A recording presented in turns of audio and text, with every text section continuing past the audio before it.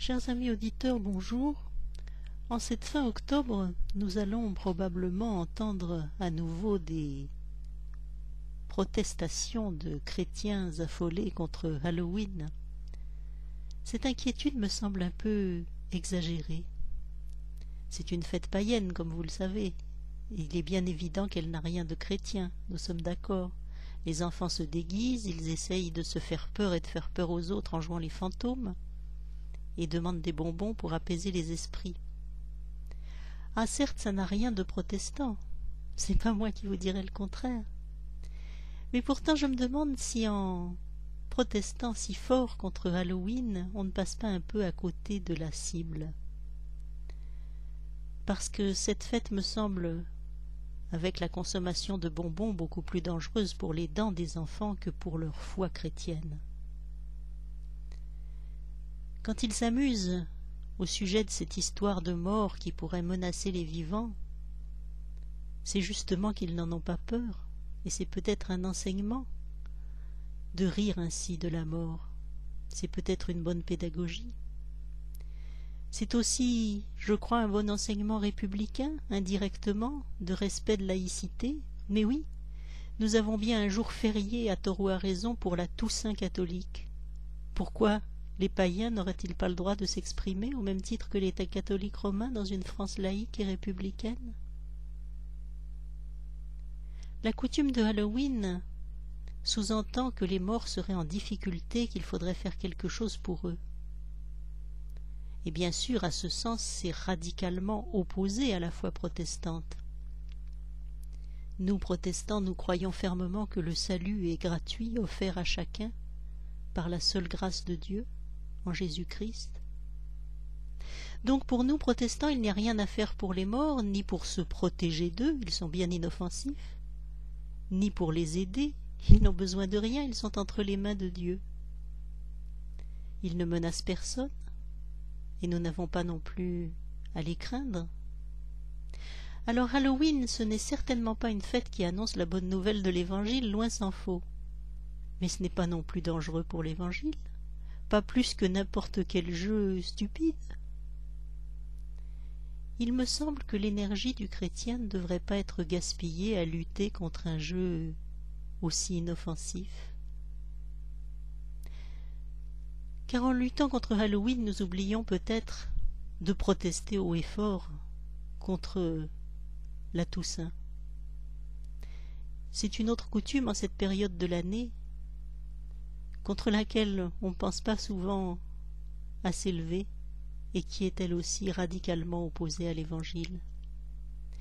Selon la croyance en vigueur dans le catholicisme romain, la Toussaint, le 1er novembre, c'est la fête de tous les saints, qui a lieu parce qu'il y a plus de saints canonisés par l'Église romaine que de jours au calendrier, il y en a plus que 365.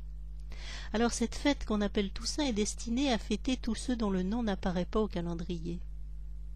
Mais il faut rappeler que les saints, selon le catholicisme romain, sont des personnes décédées, canonisées à cause de miracles qu'elles auraient faits et à cause de leur mérite. Et toujours selon la doctrine romaine, ils sont donc porteurs de ces mérites qui leur permettraient d'intercéder plus que les autres auprès de Dieu.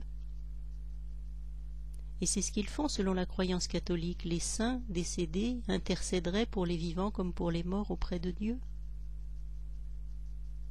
Selon cette croyance, les fidèles pourraient les prier et demander qu'ils prient pour eux, ce qui est, comme vous le savez, radicalement incompatible avec la foi protestante, qui considère que Dieu seul peut être prié par l'intermédiaire de Jésus-Christ seul.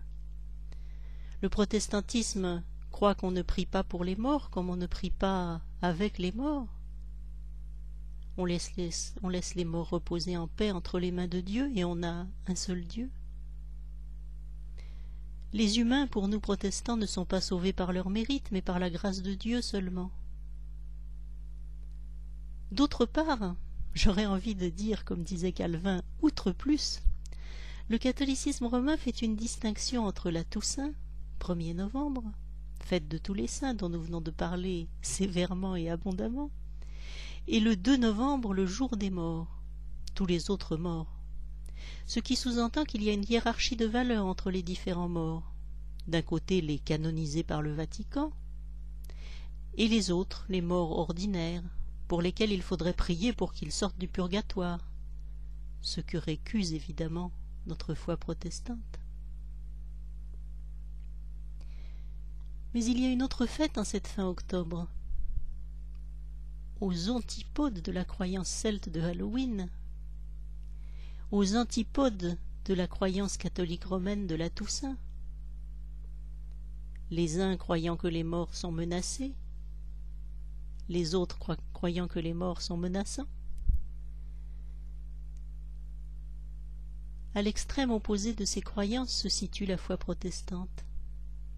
Le 31 octobre, la fête de la Réformation commémore, comme vous le savez, le 31 octobre 1517 où Martin Luther placarde sur les portes de l'église de Wittenberg son attaque de la distribution des indulgences. Et ce n'est pas par hasard si Martin Luther choisit cette date. Le 31 octobre, c'est justement la veille de la Toussaint. C'est le coup d'envoi de la réforme protestante, une véritable révolution.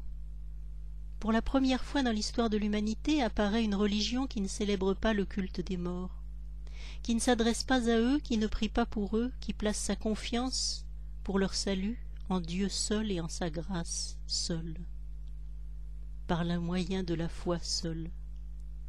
C'est un scandale retentissant à l'époque, cette insolente sérénité vis-à-vis de la mort. Les cimetières protestants se sont fait toujours repérer par leurs tombes qui ne sont pas entretenues ou pas visibles. La tombe de Calvin à Genève, personne ne sait où elle se trouve, ce n'est pas par hasard, c'est un choix théologique. C'est à Dieu seul qu'on doit rendre un culte, et non aux morts, nous dit la Bible. Pour les protestants, fleurir les tombes, c'est un gaspillage répréhensible. Mieux vaut se donner cet argent pour nourrir les pauvres bien vivants. Les morts n'ont besoin de rien. Laisse les morts enterrer leurs morts, dit l'Évangile. Et toi, va annoncer le royaume de Dieu. C'est ce que dit Jésus au chapitre 9 de l'Évangile selon Luc, au verset 57. Dans la Bible, le purgatoire n'existe pas. Et au début de la Réforme, on ne faisait aucune cérémonie religieuse à l'occasion des enterrements. Le mort, on ne le répétera jamais assez, n'a besoin de rien. Alors quelqu'un me disait un jour, mais vous les protestants, vous ne faites rien pour les morts, c'est ça votre religion, vous ne faites rien? Oui, c'est vrai. C'est ça notre religion, nous préférons agir pour les vivants, parce que eux ne sont pas à l'abri des détresses. C'est vrai, pour les morts, nous ne faisons rien parce que c'est Dieu qui fait tout, absolument tout. Dieu merci. Et c'est pourquoi nous pouvons être sereins devant le jour qui viendra de notre propre mort. Il en sera de même pour nous, nous serons entre ses mains.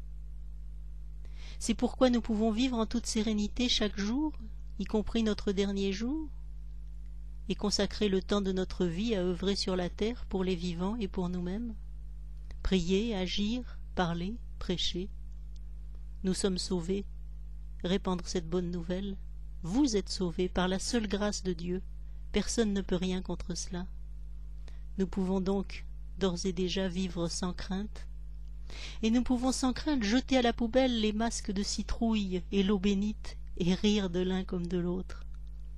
Sois sans crainte, petit troupeau, dit Jésus en Luc 12:32.